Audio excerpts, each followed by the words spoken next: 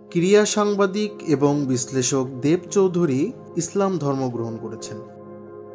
শুক্রবার ৩১ জানুয়ারি রাজধানীর দারুস সালাম শাহী মসজিদে জুম্মার নামাজের সময় কালেমা শাহাদত পাঠ করে ইসলাম ধর্ম গ্রহণ করেন তিনি।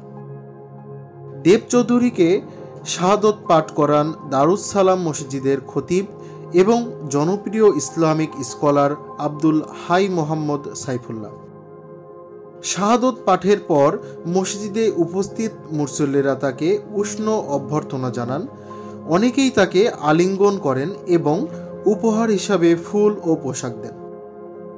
অনুভূতি প্রকাশ করতে গিয়ে দেব চৌধুরী বলেন, আমি সম্পূর্ণ স্বেচ্ছায় ইসলাম ধর্ম গ্রহণ করেছি।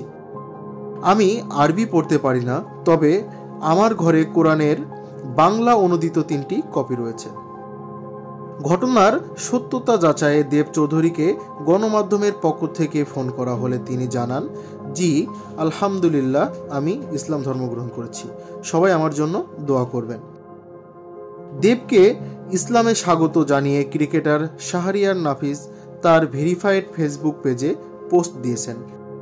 নাফিস লিখেছেন, আল্লাহ আপনাকে কবুল করুন, আল্লাহ আপনার পথ চলা সহজ করে দিন, আল্লাহ আপনার জ্ঞান বৃদ্ধি করে দিন, আমিন।